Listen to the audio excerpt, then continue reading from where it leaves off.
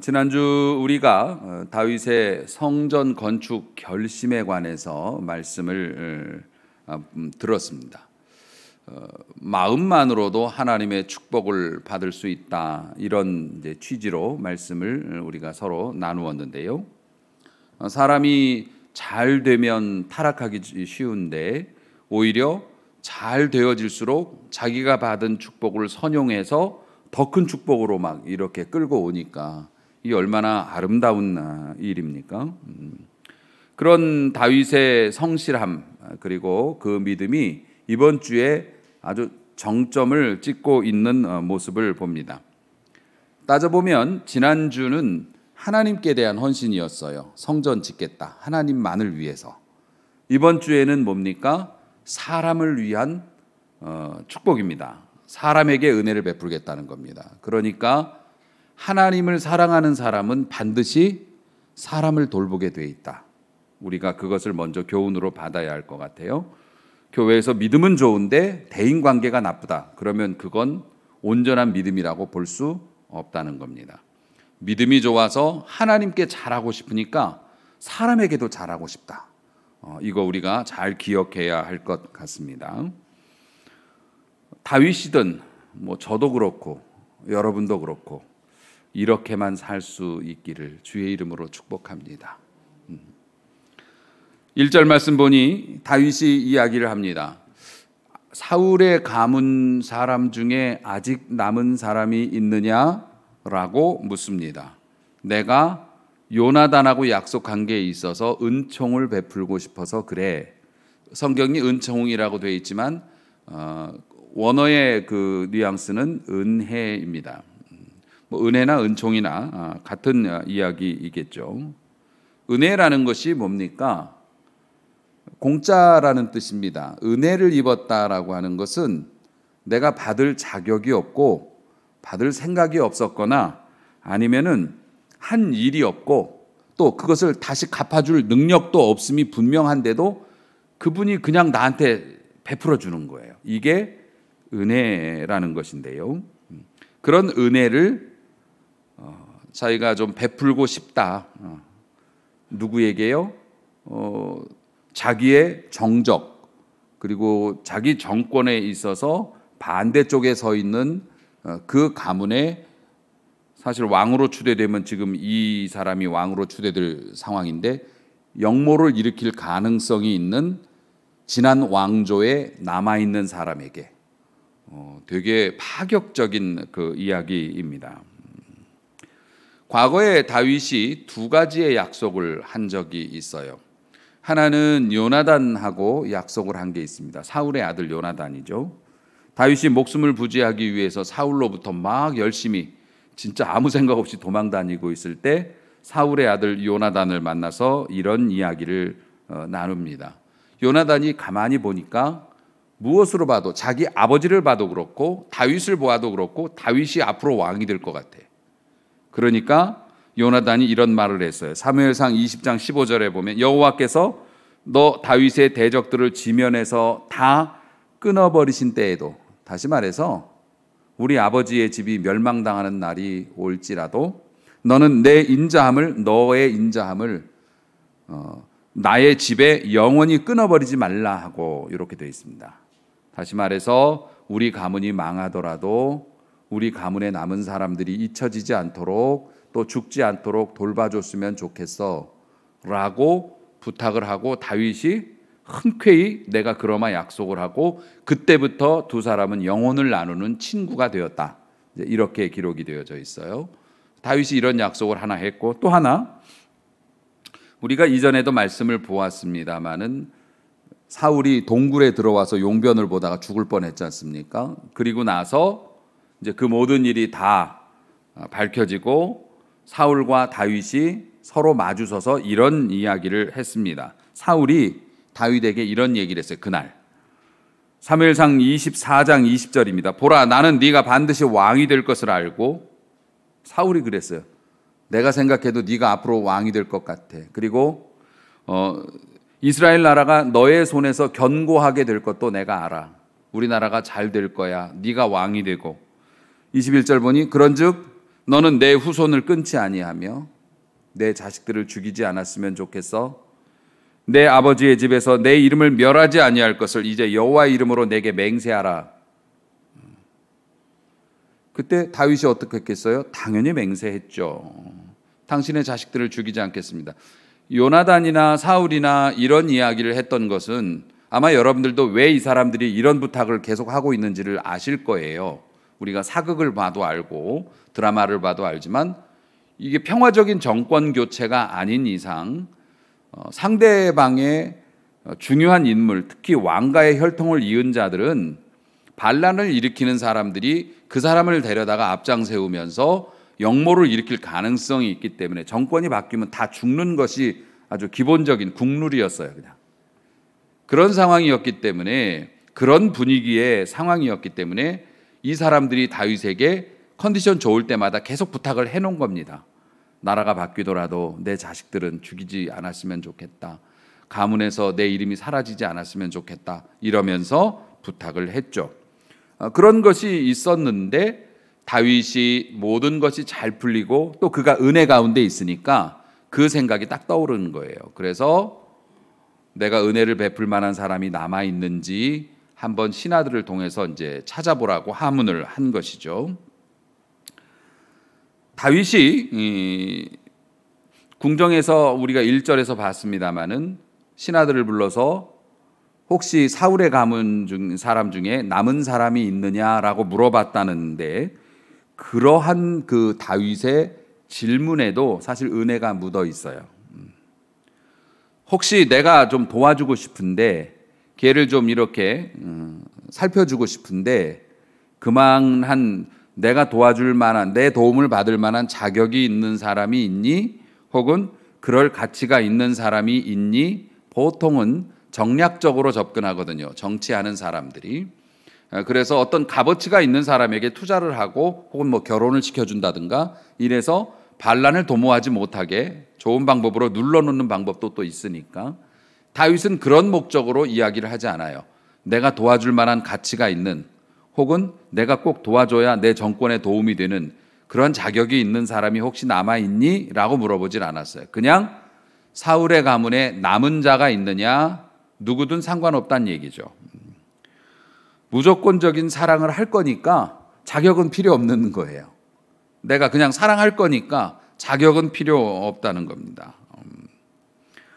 대단하죠. 그러니까 사실 우리가 진짜 사랑을 하게 되면 머리를 굴릴 필요가 없습니다. 내가 이걸 해주면 받을 수 있을까? 내가 이런 일을 하면 인정받을 수 있을까? 칭찬받을 수 있을까? 교회에서 우리가 봉사하고 뭐 헌금을 하거나 또 뭐 충성하거나 하는 일도 하나님에 대한 무조건적인 사랑이라면은 머리를 굴릴 필요가 없는 거죠. 그냥 하나님 사랑해서 하는 거예요. 내가 은혜 받았으니까 나도 우리 하나님의 일을 계산하지 않고 그냥 하는 겁니다. 그러면 마음도 편하고 속도 편하고 얼마나 좋겠습니까? 자, 이렇게 다윗이 물어봤을 때 신하들이 대답을 해줍니다. 요나단의 아들 하나가 있는데 다리를 저는 자입니다 라고 대답을 해줘요. 이전 성경에는 절뚝발이라고 나왔습니다. 그러니까 비하의 표현이었던 거죠. 지금 이 말의 숨은 뜻이 뭡니까? 아들 하나가 있긴 한데요, 다리를 저는 자입니다. 그 이야기가 말하는 게 뭐예요? 이 궁전에는 어울리지 않는 사람입니다. 그 사람은 장애가 있는 사람이고 지금 여기 임금님이 보실 만한 사람이 아닙니다. 예전에 군주들은 몸 아픈 상태로 그 앞에 나오면 사형당했어요.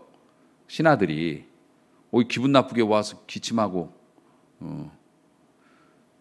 몸이 아픈 사람이 있으면 아픈 상태로 나오면 안 돼요. 군주에게 뭐 없는 것도 있지만 어쨌든 군주는 좋은 것만 봐야 돼. 그런데 다리를, 이 요나단 무비보셋이라는 사람인데 이 사람이 다리를 둘 다 절어요. 많이 다친 거예요. 거의 걸음을 못 걷는다고 봐야 되겠지요.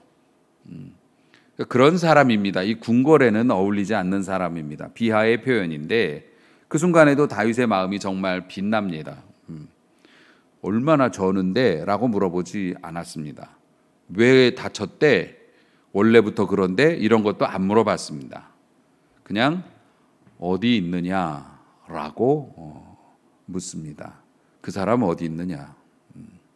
내가 데려올 수 있는 거리에 있는 사람인가? 이걸 지금 물어보는 거죠. 마음이 이미 정해진 겁니다. 왜 그렇습니까? 은혜로 하는 거니까 그래요. 은혜로 하는 거니까 조건을 따질 필요가 없어. 그냥 하는 거니까 조건이 필요가 없는 거예요. 머리를 쓸 일도 없습니다. 은혜는 까다롭지 않습니다. 은혜는 사랑받을 만한 일을 했는지 안 했는지, 자격이 있는지 없는지, 하다못해 노숙자에게 1,000원씩 나눠주면서도 저도 자격을 따졌습니다. 2번 오면 안 된다. 술 취한 채로 오면 안 된다. 교회 마당에서 담배 피우지 말아라. 별걸 다 따졌어요. 깐깐하게. 후회하고 있습니다. 은혜를 베푸는 것은 그런 것이 아니죠. 그냥 덮어주는 겁니다. 그냥 해주는 겁니다. 다윗이 그 당시에는 그런 마음을 가졌다는 겁니다. 은혜는 일방적이에요. 상대방에 의해서 연연하는 게 아니에요. 일방적입니다. 하나님이 그렇게 우리를 사랑하셨습니다. 자, 신하들이 알려준 정보가 또 있습니다. 요나단의 아들 이름은 무비보셋이라고 하는 사람입니다. 그리고 그 사람은 당연히 다리를 저는 사람이고 로드발 암미엘의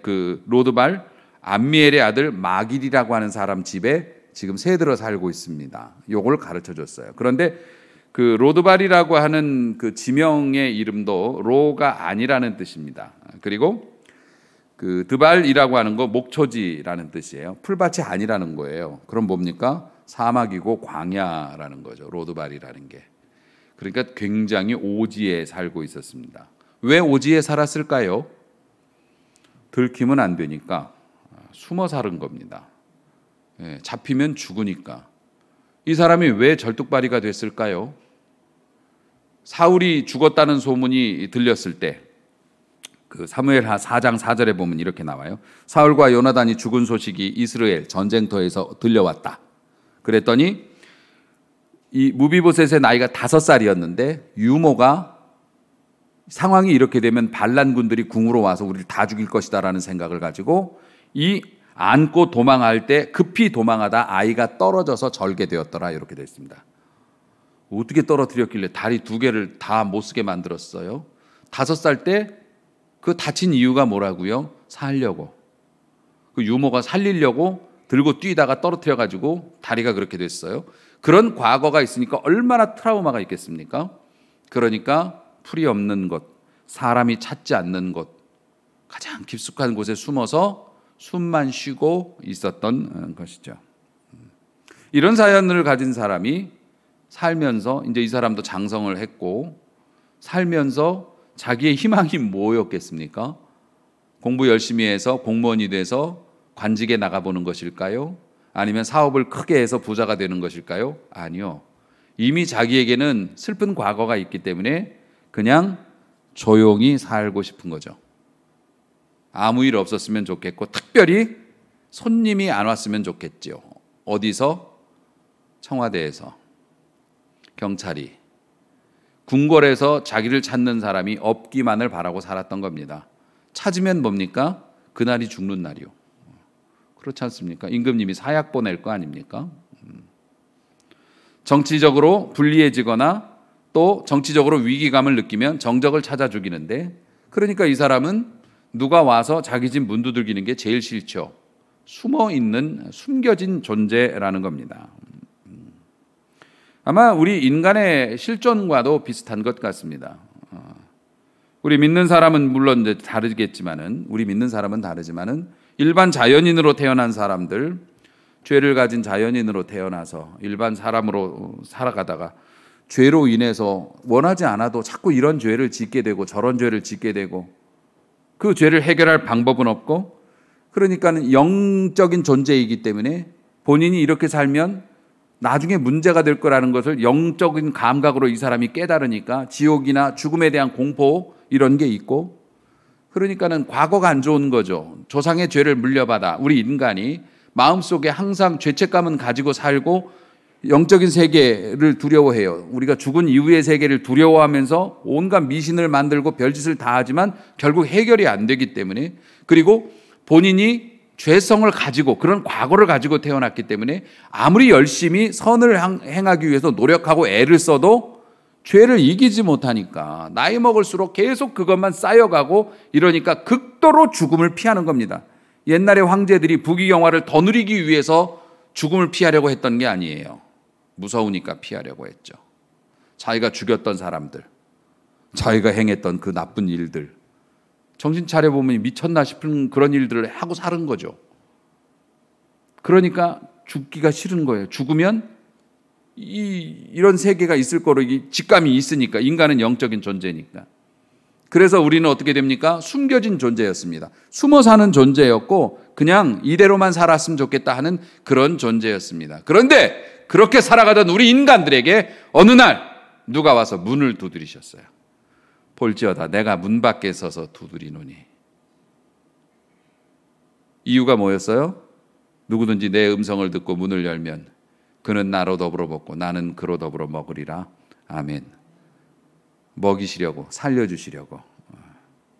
지금 이 무비보셋이라는 사람의 이름이, 그 사람의 삶이 우리 인간들의 삶을 그대로 이렇게 투영시켜 놓은 것과 똑같아요. 무비보셋은 누가 문 두들기는 거 싫다고, 자기가 원한 것은 아니었지만 어쨌든 그 나라에선 죄인으로 살아야 했고 까딱하면 죽으니까 인간이 죽음을 두려워하여 죽음으로부터 숨으려고 하는 것과 똑같았죠. 근데 결국 어떻게 됩니까? 언젠간 죽음이 우리의 삶의 문을 두드리겠죠. 그러면 우리는 뭡니까? 우리 신자들은 그동안 여러분이 열심히 헌금하신 거, 그동안 여러분이 나름대로 신앙생활 하려고 아둥바둥 하시면서 잘 안 됐지만 열심히 하신 거, 그날 개 타는 날인 줄로 믿으시기 바랍니다. 죽기는 싫지만 죽게 되면 우리는 어떤 생각을 해요? 야, 그래도 우리는 신앙생활 하면서 이렇게 살았으니까 하나님의 나라에 가서 기대해 볼 만하겠다. 혹은 우리가 정말로 죽게 되면 하나님이 은혜 생활 했던 사람에게는 은혜를 몰아주시죠. 시커멓게 도포 입고 갓쓴 사람 오는 게 아니라 하늘에서 빛이 내려옵니다. 할렐루야. 그러니까 죽는 순간이 딱 되면 어떡합니까? 찡그리지 않고 해방이다 이러고 갈 수 있는 거죠. 우리는. 그래서 우리가 진짜 열심히 전도해야 하는 것입니다. 우리만 그럴 게 아니라 내 자식도 그래야 하고 우리 부모님도 그래야 하고 내 형제들도 그래야 하니까. 이 무비보셋도 기다리지 않던 일들, 생기지 말았어야 할 일들이 생겼죠. 똑똑똑 계세요? 누구세요? 궁에서 나온 사람입니다. 오메 큰일 났습니다. 얼마나 간이 철렁했을까요? 결국 무비보셋이 신하들에게 이끌려서 왕궁에 가서 다윗을 만나게 됩니다. 다리를 절면서 비틀거리면서 들어갔겠죠. 다윗이 이런 무비보셋을 보자마자 파격적인 축복을 내립니다. 그러니까 무비보셋이 무슨 말도 안 했습니다. 그냥 가서 인사만 했어요. 절을 했더니 파격적인 그 선언을 합니다. 그 두 가지였는데 하나는 뭐냐면 재산의 회복입니다. 할아버지, 그러니까 사울의 가문이라고 하는 게 이스라엘 10지파를 대표하는 거예요. 그러니까 우리나라 전라도 경상도 이렇듯이 진보 보수 하듯이 그 나라도 그렇게 갈라져 있었습니다. 그 반대쪽에 사울 한 사람이 아니라 사울의 가문이라는 건 사울을 추종하는 어떤 세력을 의미하는 거예요. 그래서 사울의 가문 자꾸 그러는 건데, 결국에 나중에 솔로몬 사후에 이 나라가 또 사울의 가문과 다윗의 가문으로 갈라지지 않습니까? 북이스라엘과 남유다로 또 갈라지듯이 이제 그런 가문이 있는데, 사울이 가졌던 그 토지, 사울이 가졌던 재산권을 이 무비보셋에게 돌려줍니다. 그리고 시바라고 하는 사울의 가문에 속한 사람으로서 그때 그 궁중에 일을 돌보던 사람이 남아 있었는데, 그 사람이 이제 무비보셋에 대한 얘기도 해줬으니까 그 사람도 이제 큰 부자로 살았던 모양입니다.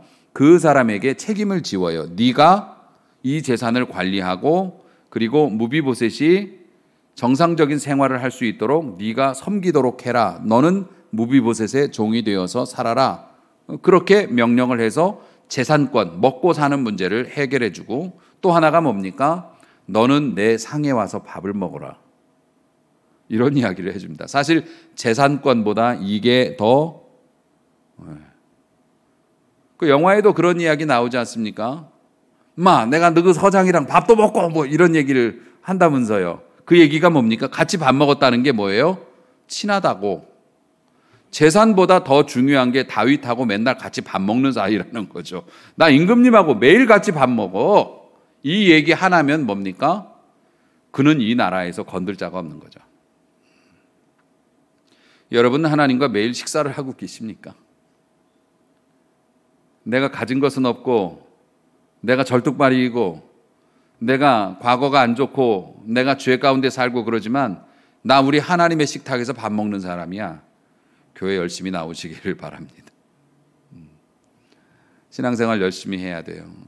우리가 하나님의 백성인 것은 마귀가 더 잘 알아요. 긴지 아닌지.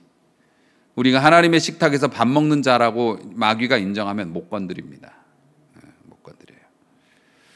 경호원을 왜 둡니까? 하나님의 식탁에서 같이 밥 먹으면 되는데. 자, 그렇게 두 가지의 이제 축복을 주었습니다. 그랬더니 무비보셋이 오늘 이제 읽은 본문의 마지막 절이죠. 그가 절을 하면서 이런 얘기를 합니다. 이 종이 무엇이기에 왕께서 죽은 개와 같은 나를 돌아보시나이까. 개도 별 볼 일 없는 건데 그놈의 개가 그 와중에도 죽었어요. 진짜 아무것도 아닌 거죠. 쓰레기만도 못한 거죠. 쓰레기만도 못한 나를 왜 이렇게 돌봐주십니까? 이 종이 무엇이기에. 어디서 많이 들어본 단어 아닙니까? 이 종이 무엇이기에.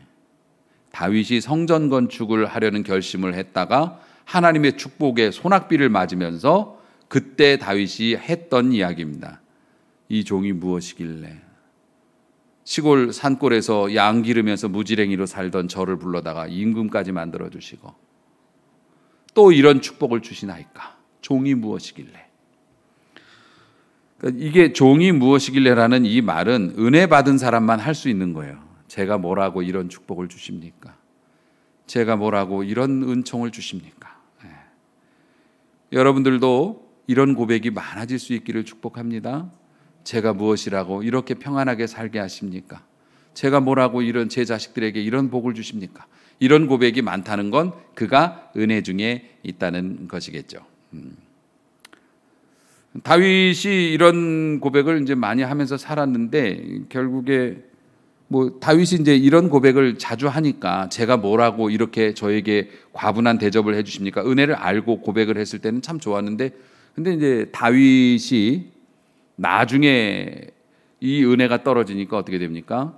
제가 무엇이길래라는 말은 사라지고 내가 왕인데 인구조사 하라면 하지. 내가 왕인데 내 마음에 드는 여자 하나 데려다 못 살겠어? 아무리 부하의 부인이라고 해도 이렇게 돼. 내가 왕인데 하게 되면 이제 난리가 나는 거고 제가 뭐라고 하면은 축복이 쏟아져 오는 거고 여러분들의 언행을 한번 점검을 해보시라고요.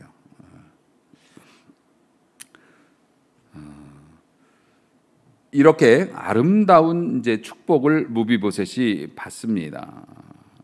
한번 생각을 해보십시오. 궁정에서 식사의 자리가 열립니다. 임금님의 식탁이니까 얼마나 대단하겠습니까? 대단한 식사의 자리가 열립니다.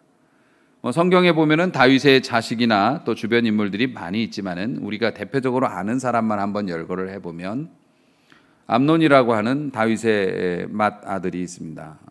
똑똑하고 유능한 사람이죠. 의젓한 첫째 암논이 앉아 있습니다.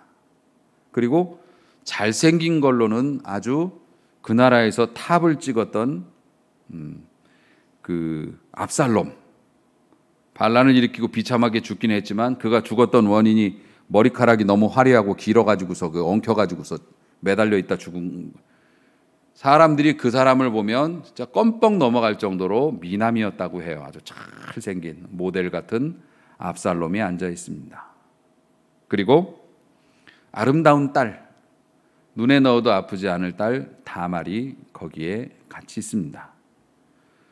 공부 잘하고 머리 좋고 똑똑한 솔로몬도 그곳에 있었을 겁니다. 백전노장이요 전쟁의 영웅이요 나라를 지키는 든든한 장군 요압도 그 자리에 있었을 것입니다.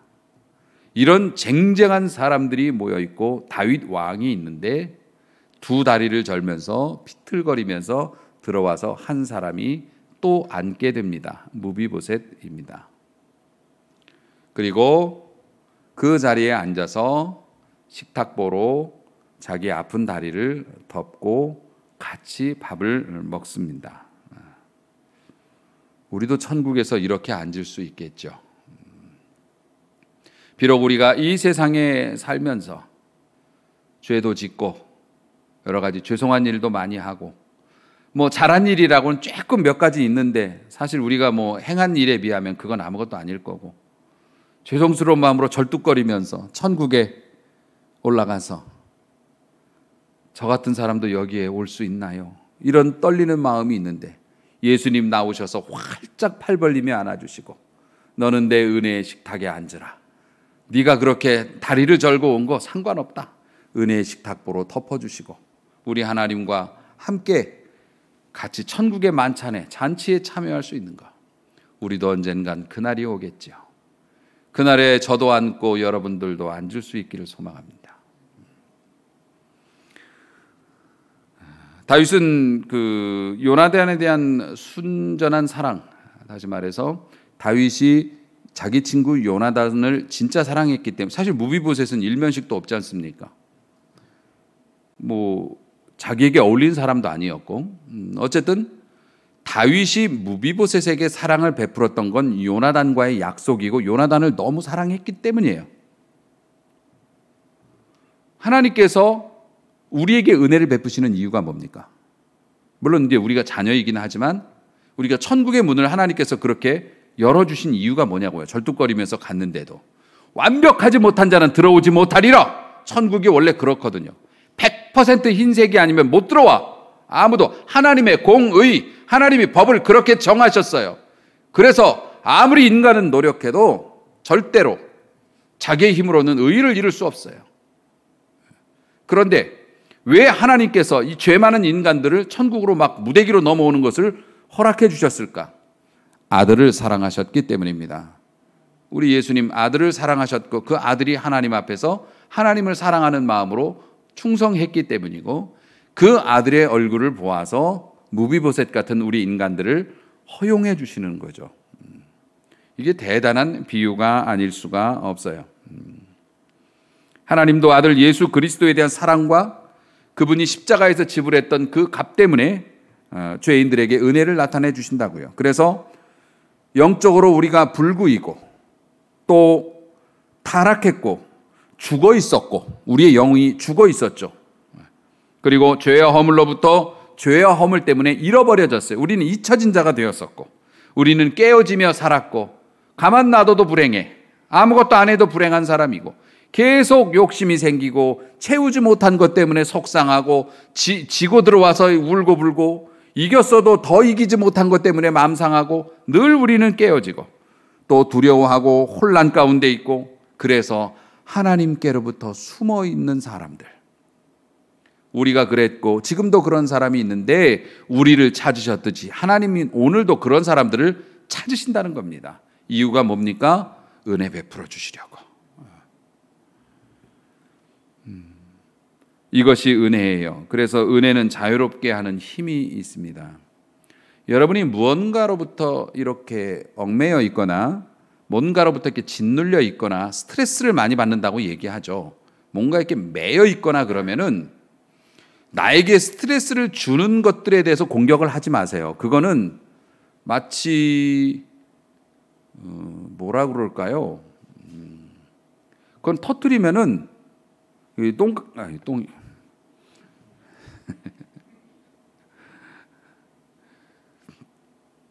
로봇 청소기 아시죠? 로봇 청소기가 옛날에 제가 하나 이렇게 사놓은 게 있어서 가끔 한번 돌리는데 저희 집에 개도 있습니다. 개가 똥을 싸는데 로봇 청소기가 그 위로 지나가가지고 아주 골고루 펴발랐어요. 막 집에다가. 그러니까 강아지가 응가를 해놓은 것이 우리에게 스트레스를 주는 요소라고 한다면 우리가 그걸 건드리는 건 괜히 문제만 더 크게 만드는 겁니다. 바닥만 더러워졌나요? 그 청소기 온 통 다 뜯어가지고서 닦으면서 그건 건드리는 게 아닙니다. 나를 괴롭힌 사람, 뭐 나를 이게 힘들게 하는 상황들, 그거와 마주 싸워서 그걸 없애버려 가지고 내가 스트레스를 풀리려고 하면은 답이 없어요. 오히려 더 큰 스트레스를 받을 수도 있고 위험해질 수도 있죠. 술이 나에게 스트레스 준다고 다 먹어서 없애겠다고 덤벼 보십시오. 그게 되나? 여러분이 뭔가로부터 자유로워지기를 원한다면 은혜를 베풀어 보시기를 권면드리고 또 그런 분이 되시기를 축복합니다. 의외의 해결 방법인 거예요. 그냥 가령 어떤 사람이 나에게 스트레스를 엄청나게 줬어요. 그 사람에게 은혜를 베풀란 얘기가 아닙니다. 그 사람에게 은혜 베풀면 그 나쁜 사람이 내 의도를 알기나 하겠어요? 너 미쳤냐? 더 조롱할 겁니다. 더 상처받아요. 그 사람에게 은혜를 베풀라는 게 아니고 전혀 생판 다른 사람에게 은혜를 베푸세요. 그냥 내가 함부로 해도 되는 사람한테 함부로 하지 마시고 내가 안 도와줘도 되는 사람한테 도움을 주시고 그리고 좀 자상해지시고 좀 뭔가 좋은 마음 가지고 한번 이렇게 쏟아 부어보시라고요. 이집트가 그렇게 사기꾼이 많고 관광객들을 대상으로 눈을 때리는 사람이 그렇게 많다면서요. 어떤 분이 쓴 칼럼을 저는 뭐 여행을 못 가봤으니까 알 수는 없지만 그 칼럼을 읽어보니까 그렇더라고요. 또 그런 걸 많이 당해가지고 그 소문도 나쁘게 나서 이집트에 가가지고 너무 막 그 경직된 상태로 막 관광이 눈에 들어오지도 않을 정도로 말 걸면 말도 안 걸고 막 도망가고 막 그래도 당했대요. 그래도 당했대. 그래서 자기는 절대 그 동네 사람들한테 말을 걸지 않으리라 했는데 길을 잃었다는 겁니다. 정말로 길을 잃어서 너무 이렇게 위험한 상황이 되니까 할 수 없이 자기가 말을 걸었답니다. 근데 이 사람들이 워낙 고도로 이게 지능화된 사기를 쳐가지고 길 알려달라고 그러면 아예 알려드리겠다고 자기가 동행해주겠다고 그래갖고 기념품 파는 대로 데리고 들어가고 막 이러니까 그 사람이 또 막 가더래요. 가가지고 자기가 데려다 주겠다고 지하철역까지 데려다 주겠다고 막 그러니까 불안하잖아요. 어디라고 말하면 되는데 마음을 꽁꽁 걸어 잠그고 갔는데 지하철역에 가서 잠깐만 기다려보라고 여기 있으라고 그러면서 휙 가더래요. 그래서 또 뭘 들고 나타나려나 막 스트레스를 막 이만큼 받고 있는데 표를 사가지고 왔더라는 겁니다. 그래가지고 같이 탔대요. 그걸 탔대. 그래서 이걸 목적지까지 이제 와갖고 뭐 어디로 나를 데리고 갈래나 그랬더니 잘 가 그러면서 갔다는 겁니다. 자기가 그게 엄청난 충격이었다는 거죠. 분명히 뭔가 대가가 있을 거라고 생각하고 그 관광 자체가 안 됐대요. 너무 스트레스를 받아가지고 피하러 다니고 막 저 사람도 나쁜 사람이겠지 이 사람도 나쁜 사람 막 이러고 다니다 보니까 그런데 그 사람이 그렇게 호의를 베풀어 주는 것조차도 의심하고 있다가 그게 진짜 호의였다는 것을 딱 깨달은 순간 자유로워졌다는 거죠. 그러니까 여러분을 억눌리는 게 있으면 자유롭게 하는 은혜의 능력을 체험해 보시는데 받아서 체험하려고 하지 말고 큰 은혜, 작은 은혜 똑같아요. 큰 불, 작은 불, 불은 불이니까 여러분이 은혜를 한번 베풀어 보십시오. 오히려. 그래서 원래 믿는 사람들은 아프면 몸으로 충성, 없으면 물질로 헌신, 작은 거 해도 되니까. 그렇게 할 때 하나님께서 질병으로부터의 자유도 주시고 물질로부터의 자유도 주시고 두려움으로부터의 자유도 주신다는 거죠. 그러니까 우리 믿는 사람들은 항상 역설적으로 살아가는 거니까. 그래서 자유롭게 하는 힘이 있어서 우리가 은혜를 베풀고자 마음을 먹는다면 자유로워져요. 조건을 따질 필요도 없으니까 우리가 할 수 있는 것만 딱 해주면 되는 거니까. 사랑하는 성도 여러분, 여러분이 은혜 받은 사람이라고 생각한다면 여러분도 은혜 베풀어야 될 의무도 또 있습니다. 무비보셋이 은혜를 받은 사람이면 무비보셋이 나중에 어떻게 살아야 됩니까? 그런 은혜를 받았으면 다른 사람 학대하면 안 되죠. 다른 사람에게 해를 입히면 안 되죠. 자기가 지금 어떻게 살고 있는데. 우리가 은혜 받은 사람이라면 우리도 은혜를 베풀어야 됩니다. 우리는 뭐 대단한 걸 베풀 수 있는 사람은 아니지만 따뜻한 말 한마디라도 관심이든지 무언가를 이렇게 베풀어. 그래서 여러분이 은혜 생활하는 사람 맞습니까? 여러분이 은혜를 누리고 있고 또 그런 분이라는 거 확실한가요? 여러분이 아멘 해도 저는 못 믿습니다. 제가 어떻게 여러분을 믿어요? 믿을 수 없어. 어떻게 증명하시겠어요? 여러분들도 베풀어 보십시오. 은혜를 여러분이 베풀어 보십시오. 제일 어려우면 자녀들에게라도 해보십시오. 그전에는 무조건 안 된다고 했고 그냥 습관적으로 그렇게 갈등을 일으켰다면 여러분이 은혜를 생각하시면서 가까운 사람에게부터 은혜를 베풀어 보십시오. 그렇게 은혜를 베풀면 그 은혜가 여러분을 자유롭게 할 뿐만 아니라 여러분이 구원받은 사람이라고 하는 것을 증명해 줄 것입니다. 저는 모르지만 하나님은 아실 테니까. 사랑하는 성도 여러분, 오늘 무비보셋이 다윗에게 받았던 은혜를 생각해 보면서 우리도 받은 은혜를 생각하고 우리도 이번 한 주간 작은 것이라도 한번 베풀며 살기로 결단하신다면 하나님께서 이번 한 주간의 삶을 통해서 여러분을 축복하시고 무엇보다도 마음 편하게 살 수 있도록 은혜와 평강으로 인도해 주실 줄로 믿습니다. 은혜를 알고 베푸는 착한 백성 되시기를 주의 이름으로 축원합니다. 기도하시겠습니다.